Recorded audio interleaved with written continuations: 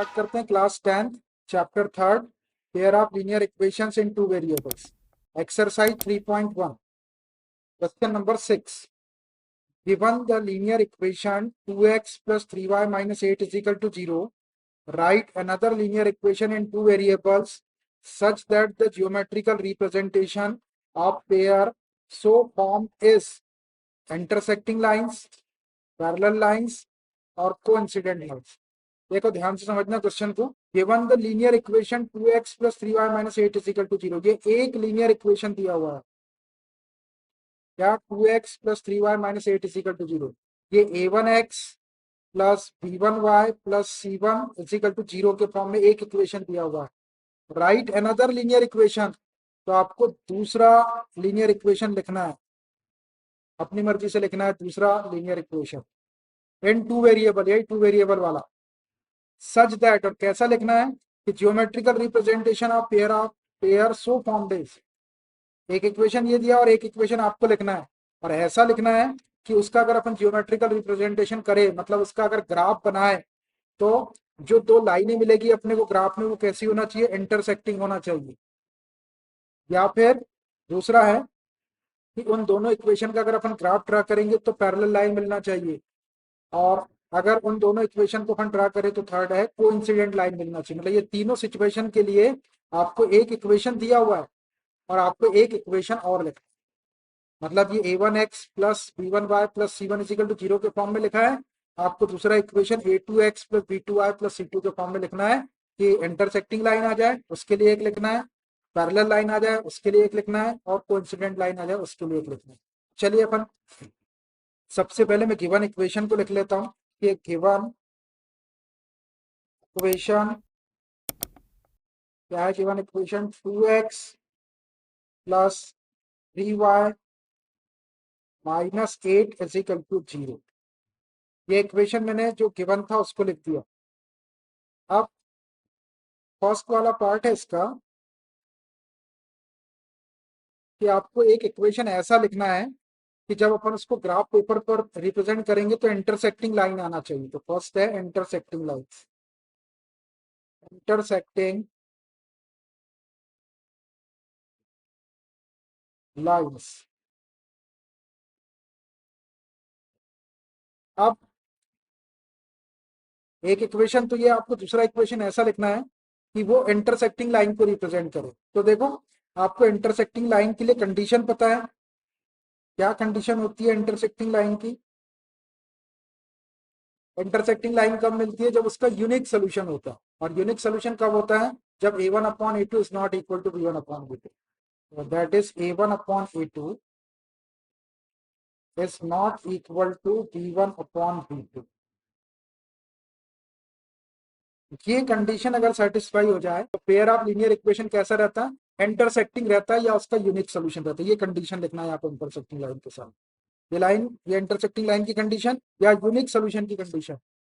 तो आप देखो इसमें form of another equation will be, तो एक इक्वेशन तो ये लिखा है, दूसरे इक्वेशन का फॉर्म क्या होगा, फॉर्म अनदर इक्वेशन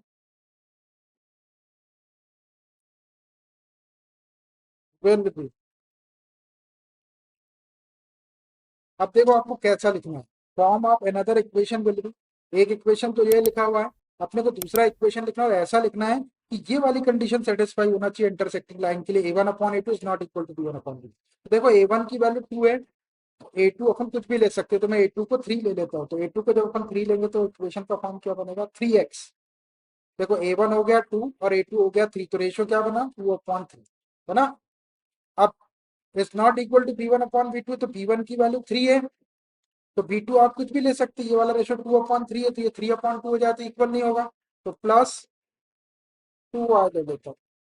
अब देखो रेशियो इसका, ये 2/3 इज नॉट इक्वल टू 3/2 देखो ये वाली कंडीशन सेटिस्फाई होगी।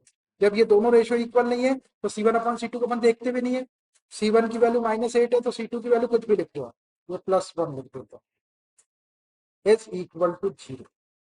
अब देखो आप, एक दूसरा इक्वेशन मैंने ये वाला लिख दिया, एक इक्वेशन ये था। अब इसकी आप कंडीशन चेक करके देख लो कि इंटरसेक्टिंग लाइन को रिप्रेजेंट कर रहा है कि नहीं कर रहा है। a1/a2 2/3 V1 अपॉन V2 3/2, तो 2/3 इज नॉट इक्वल टू 3/2, ये कंडीशन सेटिस्फाई हो रही है।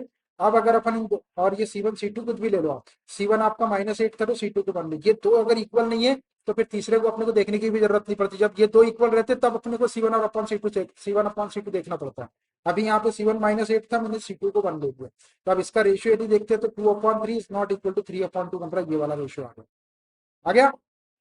ये कंडीशन आ गई A1/A2 is not equal to B1/B2। और जब ये कंडीशन सेटिस्फाई हो जाए तो इन दो इक्वेशन को यदि अपन जियोमेट्रिकली रिप्रेजेंट करें या ग्राफिकली रिप्रेजेंट करें, इसका ग्राफ बनाए, तो हमको दो लाइनें ऐसी मिलेगी जो एक दूसरे को एक पॉइंट पे इंटरसेक्ट करेगी।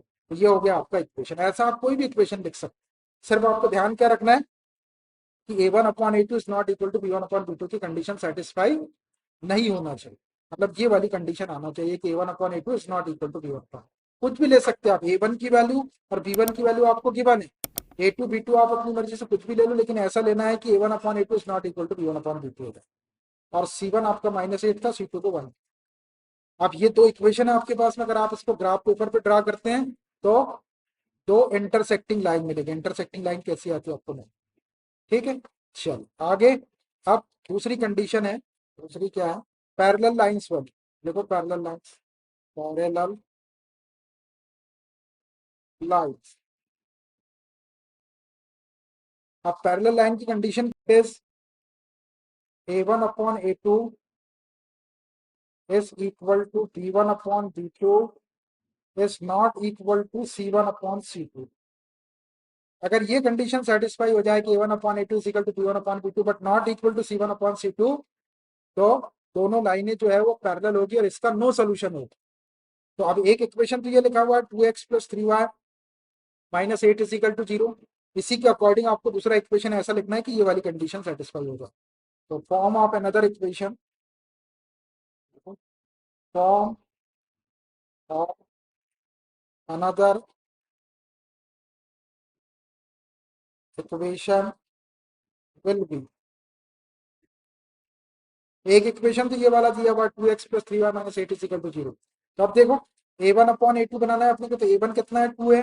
A2 कुछ भी ले लो आप, A1 ले लो, A1 है आपका 2,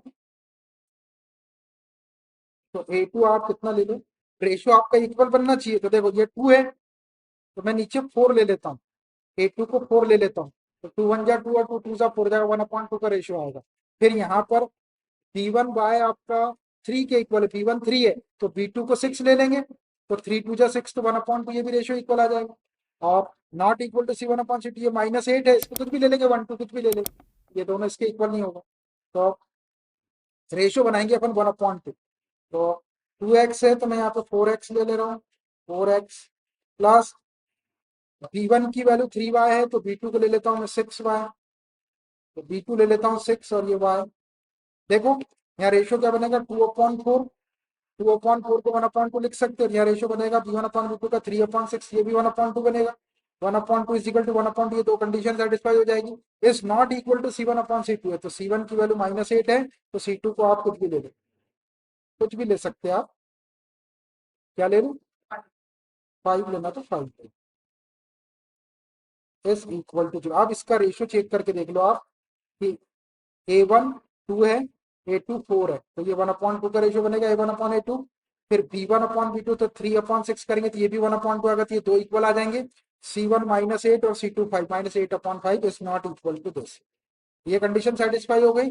अब जैसे ये कंडीशन सेटिस्फाई हुई तो आप इन दोनों इक्वेशन का यदि आप ग्राफ बनाते हैं तो उससे आपको जो दो लाइन मिलेगी वो लाइन पैरेलल मिलेगी। ऐसे बनाना नहीं है, सिर्फ ऐसा लिखते हो। तो ये वाला अनदर इक्वेशन का फॉर्म हो गया। अब एक तीसरी कंडीशन है coincident lines. Third, coincident lines. Coincident lines की कंडीशन क्या है, that is A1/A2 is equal to B1/B2 is equal to C1/C। तीनों भी इक्वल होना चाहिए।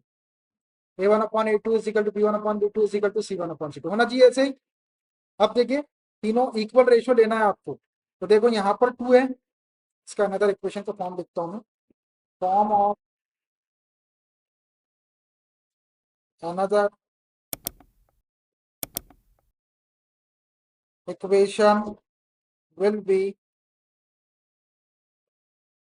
देखो अब आपको अनदर इक्वेशन ऐसा लिखना है कि ये कंडीशन सेटिस्फाई होना चाहिए, a1/a2 = b1/b2 = c1/c2। देखो a1 की वैल्यू 2 है तो मैं a2 की वैल्यू 4 ले लेता हूँ, ठीक है, तो 1/2 का रेशियो बन जाएगा 4x प्लस b1 की वैल्यू 3 है तो b2 की वैल्यू 6 ले लेते हैं तो 6y। देखो इसका रेशियो बनाएंगे तो 3/6 करें तो ये भी 1/2 हो जाएगा, इक्वल टू c1/c2 चाहिए तो ये -8 है तो 1/2 के लिए क्या ले लेते हैं, -16 ले लेते हैं, c2 की वैल्यू ले लो -16। देखो इसका भी रेशियो बना हुआ, -8/-16 करें तो माइनस माइनस कैंसिल हो जाएगा, 8 बन जाए 8, 8 2 16 आ जाएगा, 1/2 का रेशियो इज इक्वल टू 0। देखो ये अनदर फॉर्म लिख दिया मैंने इक्वेशन का, 4x + 6y - 16 = 0। अब ये दो इक्वेशन के यदि आप ग्राफ बनाएंगे तो जो दो लाइन आएगी वो एक के ऊपर एक आएगी, ऐसी एक लाइन आएगी और दूसरी लाइन भी उसी के ऊपर से आएगी, कोइंसिडेंट लाइन या ओवरलैपिंग लाइन कहते हैं। तो ऐसा आप दूसरे इक्वेशन का कोई भी फॉर्म लिख सकते हैं, बस वो जो फॉर्म लिखेंगे उससे ये कंडीशन मैच होना चाहिए। समझ में आया क्या? अरे कैसे लिखना है ये समझ में आया, तीनों कंडीशन में अनदर इक्वेशन का फॉर्म लिखना है। फॉर्म कैसे लिखेंगे, ये कंडीशंस को सेटिस्फाई करता हुआ फॉर्म लिखना है।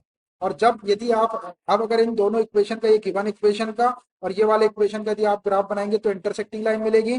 गिवन इक्वेशन ये वाला और ये वाले इक्वेशन का यदि आप ग्राफ बनाएंगे तो आपको पैरेलल लाइंस मिलेगी। गिवन इक्वेशन ये वाला और अनदर इक्वेशन ये वाला, इन दोनों का यदि आप ग्राफ बनाएंगे तो कोइंसिडेंट लाइन मिलेगी या ओवरलैपिंग लाइन मिलेगी। तो ऐसा करना है क्वेश्चन। इस क्वेश्चन का आंसर अलग अलग लोगों का अलग अलग हो सकता है, person to person answer will be differ, may be differ, या student to student differ answer आएगा सबका, कोई जरूरी नहीं कि सबके आंसर एक जैसे। आपने ये एग्जाम्पल लिया, किसी ने कोई और एग्जाम्पल लिख दिया, कोई और इक्वेशन लिख दिया, लेकिन उसका कंडीशन ये वाली सेटिस्फाई होती है, कंडीशन सेटिस्फाई होना चाहिए, आप कुछ भी लो, ठीक है। अरे आ रहा समझ में, इंपॉर्टेंट क्वेश्चन है नहीं तो गड़बड़ कर देंगे एग्जामिनेशन में आ जाओ। सोच के आपको लिखना है, ये कंडीशंस के ऊपर है, कंडीशंस आपको याद रखना है। और A1 B1 C1 की वैल्यू यहाँ पर है, A2 B2 C2 की वैल्यू से आपको ये कंडीशन को सेटिस्फाई करते हुए एक एक तीन इक्वेशन लिखना है। और इसके अकॉर्डिंग यदि अपन ज्योमेट्रिकल फॉर्म रिप्रेजेंट करेंगे या ग्राफ बनाएंगे तो वो पहले वाले में इंटरसेक्टिंग लाइन, दूसरे में पैरेलल लाइन और तीसरे में कोइंसिडेंट लाइंस को रिप्रेजेंट करेगा, ठीक है। तो उसकी प्रैक्टिस करके देखना आप। Question number 7, draw the graph of equations x - y + 1 = 0 and 3x + 2y - 12 = 0। देखिए दो इक्वेशन दिए हुए, इनके ग्राफ ड्रा करें। Determine the coordinates of the vertices of the triangle formed by these lines and the x-axis। देखिए जब आप इस लाइन का या इस इक्वेशन का ग्राफ ड्रा करेंगे तो एक लाइन मिलेगी, और इस इक्वेशन का ग्राफ ड्रा करेंगे तो दूसरी लाइन में, दो लाइन ये मिलेगी और एक एक्स एक्सिस रहेगी। एक्स एक्सिस मालूम है आपको, एक्सओ एक्स डैश वाली लाइन, जो हॉरिजॉन्टल लाइन रहती है एक्सओ एक्स डैश वाली, ये वाली लाइन। तो दो लाइन आपको यहाँ से मिलेगी और एक एक्स एक्सिस। तो इससे जो ट्रायंगल बनेगा, ऐसा एक ट्रायंगल बनेगा, उस ट्रायंगल के क्या करना है आपको, coordinates of the vertices of the triangle formed by these lines and x axis and shade the triangular region. और जो ट्रायंगुलर रीजन आपको मिलेगा ऐसा, उसकी शेडिंग करना, मतलब ऐसा कलर कर देना।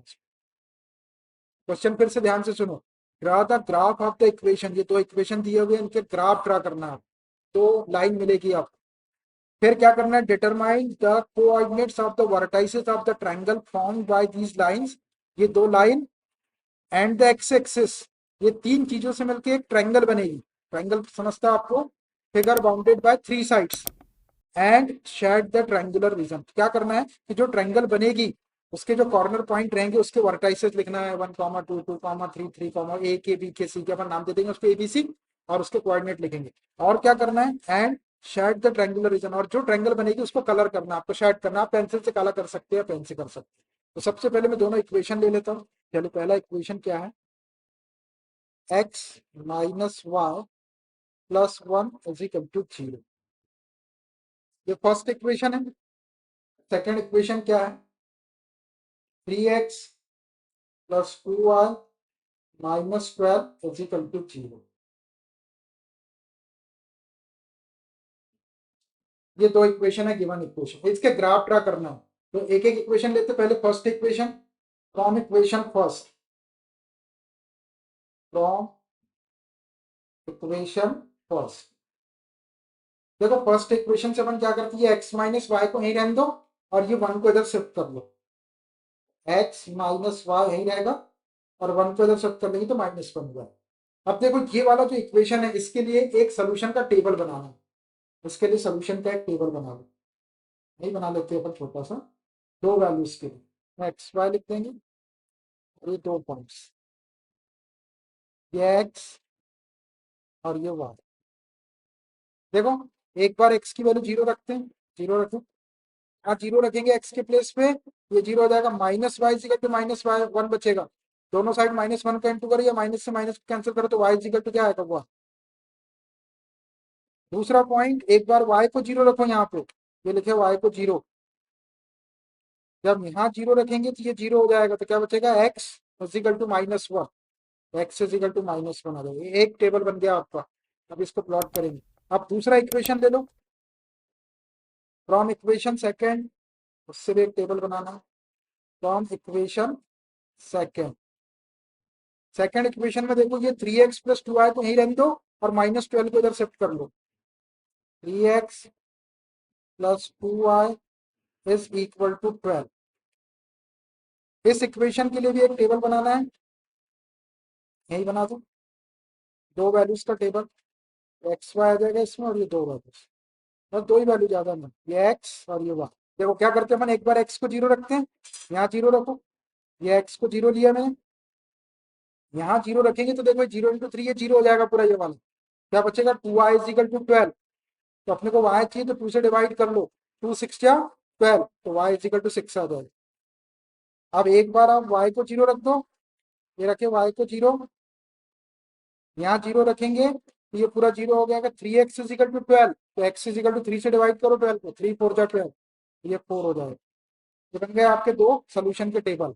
अब इसको अपन ग्राफ पेपर के ऊपर प्लॉट कर देते हैं। चलो देखो ये ग्राफ ले लिया मैंने, अब इसमें एक्स एक्सिस और वाई एक्सिस बना लो। देख लो पहले अपने वैल्यू क्या क्या, 0 1 -1 0 0 6 4 0, 6 तक क्या आना चाहिए, 6 ब्लॉक वाई एक्सिस के ऊपर। एक एक्स एक्सिस बना लो और एक Y axis, X O X dash, ये वाई ओ वाई डैश। ठीक है, स्केल लिख लेते हैं। स्केल क्या, scale 1 centimetre equal to 1 unit लो, कुछ भी ले सकते हो, तो 1 सेंटीमीटर इक्वल टू 1 यूनिट लिख भी दिए। अब देखो पहला वाला टेबल क्या है, ये है आपकी x axis X O X dash और ये वाई ओ वाई डैश, ये वाई एक्सिस क्या है पहला वाला टेबल, यहाँ से देख लो। पहली वैल्यू है 0,1 है, एक्स एक्सिस पे 0 ले लो, वाई एक्सिस पे 1, तो पूरा एक्स एक्सिस पे 0 और वाई एक्सिस पे 1, ये आ गया 0,1। एक्स एक्सिस पे 0 ये और वाई एक्सिस पे 1 यहाँ ले, एक पॉइंट आ गया, इसको बोल दो 0,1। ठीक है, उसके बाद दूसरा क्या है, -1,0, एक्स एक्सिस पे -1 ये आ जाएगा 0 -1, और वाई एक्सिस पे 0 कहीं आ जाएगा दूसरा पॉइंट, इसको बोल दो -1,0। दोनों पॉइंट से पॉइंट को ज्वाइन कर दो स्ट्रेट लाइन से, सीधी लाइन से ज्वाइन करो, जान दो उसको आगे तक, जहां तक भी जा रही है ग्राफ के अंदर, इधर भी आन दो उसको जहां तक आ रही है, पूरे ग्राफ तक आन दो। तो आगे इसका इक्वेशन लिख दो आप, क्या था फर्स्ट इक्वेशन, ये वाला, हाँ x minus y equal to -1, ये लिखो या फिर ये पहला वाला ये लिखो, कोई फर्क नहीं पड़ रहा, ये तो अपने टेबल बनाने के लिए करो, x minus y plus 1 is equal to 0, x minus y plus 1 is equal to 0, वो पहला इक्वेशन लिख दो। अब दूसरा वाला टेबल, इसको प्लॉट करना है, एक्स एक्सिस पे 0, वाई एक्सिस पे 6, 0,6, तो एक्स एक्सिस पे 0 ये आ गया, ये आ गया 0, और वाई एक्सिस पे 6 ऊपर चले जाओ, 1 2 3 4 5 6, ये आ गया आपका एक पॉइंट, इसको नाम दे दो 0,6। दूसरा पॉइंट क्या है, 4,0, एक्स एक्सिस पे 4 वाई पे 0, तो एक्स एक्सिस पे 4 ये 0 1 2 1 2 3 4, और वाई कोऑर्डिनेट 0 है, यहाँ पे आ जाएगा ये आ गया आपका 4,0। ये दोनों पॉइंट से पॉइंट को ज्वाइन कर दो आप स्ट्रेट लाइन से। इसको भी आगे तक आने दो इधर, और इसको भी आगे तक जाने दो इधर। एरो लगा दो ऐसा, और इसका इक्वेशन लिख दो जहां जगह दिख रही है। क्या है इक्वेशन इसका? 3x + 2y - 12 = 0। यहाँ लिख देता हूँ। क्या? 3x + 2y - 12 = 0। ये इक्वेशन लिख दिए। अब देखो, एक लाइन ये है और एक लाइन ये है, और एक्स एक्सिस ये वाली है। तीनों ने मिलकर कौन सी ट्रायंगल बनाई? ये वाली ट्रायंगल बनी। इसको नाम दे दो आप, कोई भी नाम दे सकते हैं। तो मैं यहाँ नाम दे देता हूँ, इसको दे देता हूँ ए, ये वाले पॉइंट को ए, इसको दे दो बी, ये वाला बी दे दो, और ये वाला सी दे दो। अब इनके भी कोऑर्डिनेट लिखना है आपको। अब इनके कोऑर्डिनेट लिखना है एबीसी के। यही बोला उसने कोऑर्डिनेट। देखो अब एक ए के कोऑर्डिनेट क्या आएंगे? ऐसा एक्स एक्सिस पे देखो, ए तक कैसे पहुंचेंगे अपन? यहाँ तक के 1 2, और ये ऊपर जाएंगे तो 1 2 3, 2,3 हो जाएंगे ए के कोऑर्डिनेट। ए के कोऑर्डिनेट क्या हो जाएंगे? 2,3।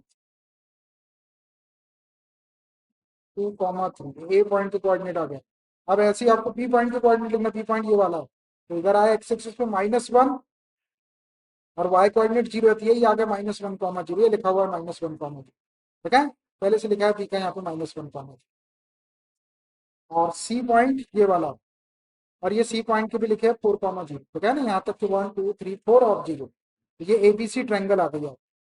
एबीसी ट्रायंगल कैसे आ रही? दो लाइन और ये एक्स एक्सिस के इंटर। अब इसको शेड करना है, इसको कलर कर दो। इस ट्रायंगल को कलर करना है। कलर आप कैसा भी कर सकते हैं, काला कर सकते हैं, या कोई कलर से कर दो, कोई भी कलर कर देता हूँ। इसको कलर करना है, ये शेड करना है इसमें, पूरा ट्रायंगल को करना है, जो ट्रायंगल आपको मिली एबीसी। देख रहा कलर? पूरी ट्रायंगल को कवर करना है, ए बी सी, ये ट्रायंगल है, ऐसा करना है आपको।